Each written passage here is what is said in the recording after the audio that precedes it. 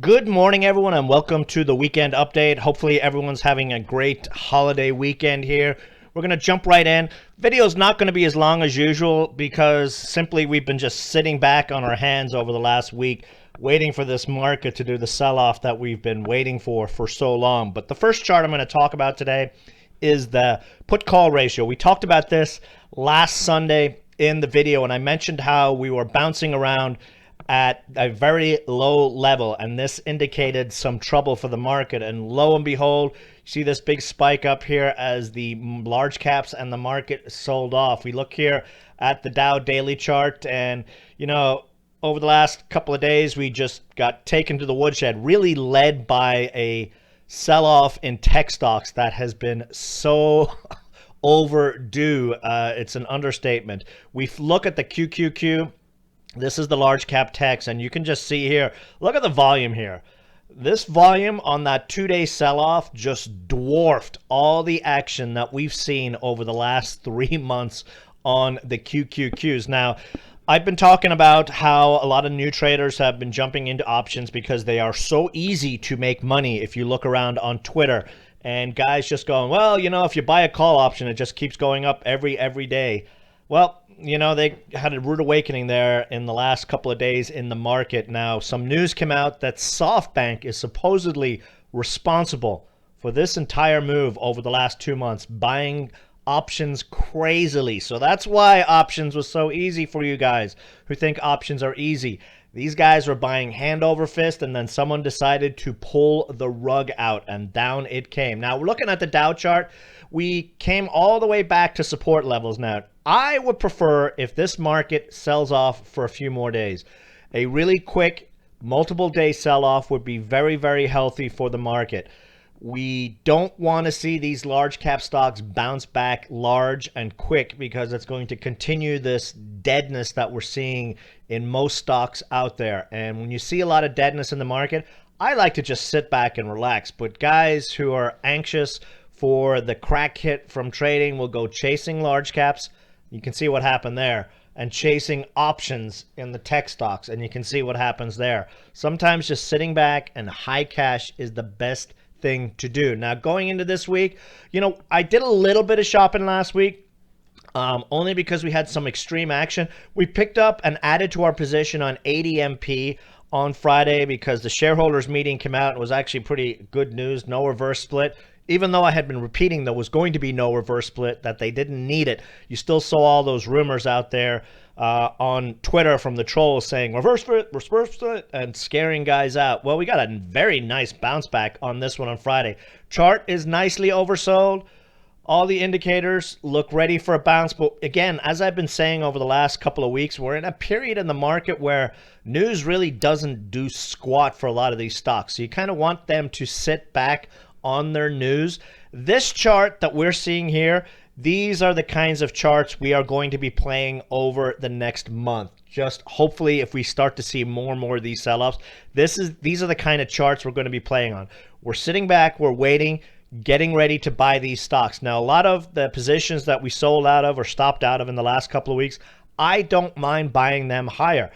And I'm going to show you a chart showing you why that's the case a little bit further on. But when you buy a little bit higher, it means that a bottom has been put in place, and it reduces your risk reward versus going out there and trying to time a bottom. And we call it knife catching because it can be a dangerous profession trying to catch knives, especially if you don't know what you're doing. Now, the other stock I added to this past week is INUV. I've repeatedly said this is one of my favorite stocks for this year. Set it back here when it was 20 cents and under, and it ended up running 400%, but it's just been beat like everything else over the last month or two. Now, these guys are in a red hot sector. The valuation of this stock is, to me, stupid. Now, valuations can continue being stupid on the cheap side like they are on the expensive side, but that's another point. I left the downtrend channel or the trading channel in place here just to give you an idea. We're about to get a MACD cross here. RSI is oversold, and stochastics are here in the basement. But you're going to look back down here, and you're going to see a indication here, log scale. The reason I'm doing that is I'm going to show you another chart here right now. This is the exact same INUV chart here. And we're going to scroll back down here.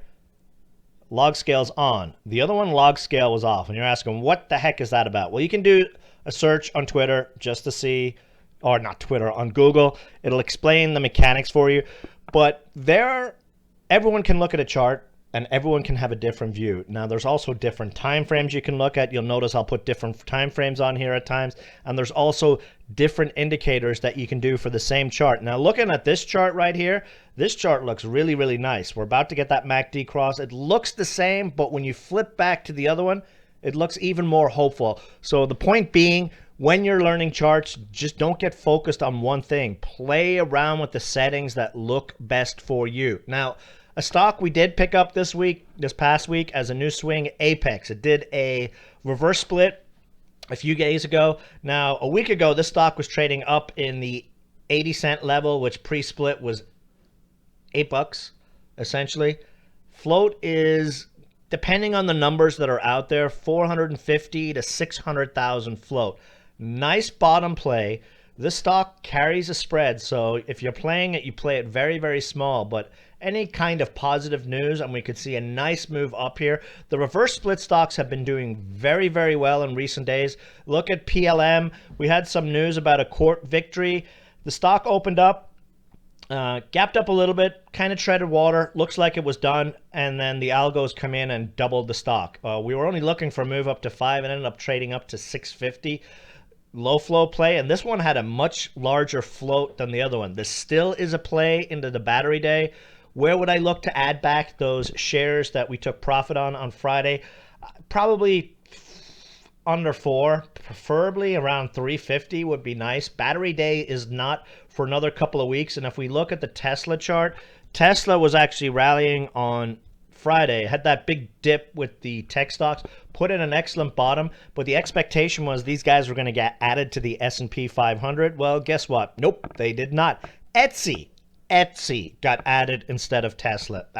I don't know what to say other than, I guess, the shorts have powerful friends.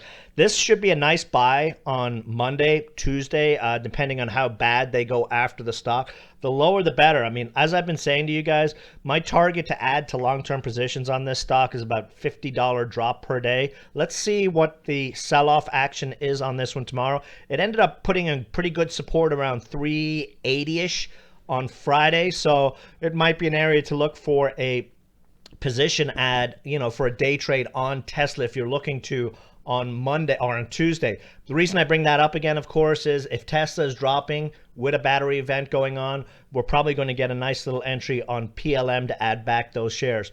Quick mention on DSS. We now should have our shares of that new Impact Biotech coming to our accounts shortly. Tough stock to call right now. I mean, the COVID stocks are really dead because, COVID is cured. I'm not even going to get into it and talk about that nonsense. Remember, we've got a secondary wave probably coming here in another month or so. These stocks are going to go one at a time depending on the news. We've got these small positions in case these stocks do what PLM did, and that is the way I'm approaching these COVID stocks. Now, I got to mention JAGX for a couple of reasons. I mentioned back when we were talking about INUV, certain charts and buying. We actually tried a couple of buys on JAGX when it was in this free fall. Now, this sell-off has been on nothing but good news being released out there, but it continues to get pounded into the sand. This was last week's support level. It had tried to put in a support level, and then everything sold off again. Now, this kind of sell-off that you see in JAGX, you do not see this very often, especially on the news that we have. I will be probably looking to pick up some shares on this stock this week, adding to my position. It is so oversold, it's crazy. But the reason I've been holding off, it's been a handset market, and there's just extreme fear out there in a lot of these penny stocks, and these small cap stocks. Guys who think they are experts in trading these stocks because they've been trading them for the last 3 or 6 months.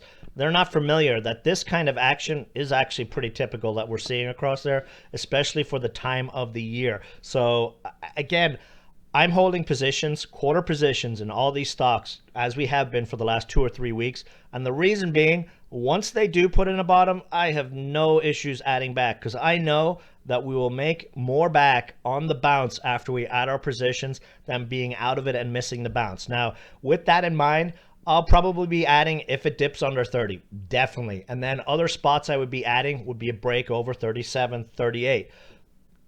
That's just how I'm going to approach this stock going forward. Now, the last stock I'm going to talk about, JAKK, they sell Mulan, Disney Mulan stuff. This is also going to be a play into year end. Typically in September and October, we see a big move in Amazon and these other retailers as they stock up for the Christmas sales.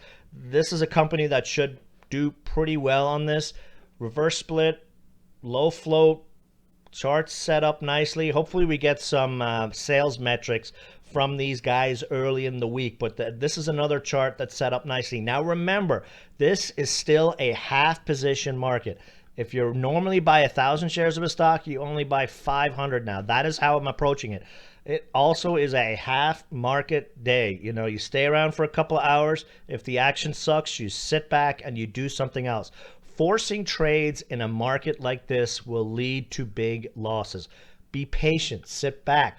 We are waiting for the nice setups. When the right tape comes, we can make a month's gain in a few hours or a couple of days trading the right stocks. You don't want to be chasing 50 stocks a day in a bad tape, building up those losses and then finding yourself having to chase stocks to make back, as they say, what you lost. Just be a little bit patient. Sometimes no trade is actually a trading strategy. So that's it for the video, guys. I will see you all in the chat room tomorrow. Enjoy the Labor Day. Bye.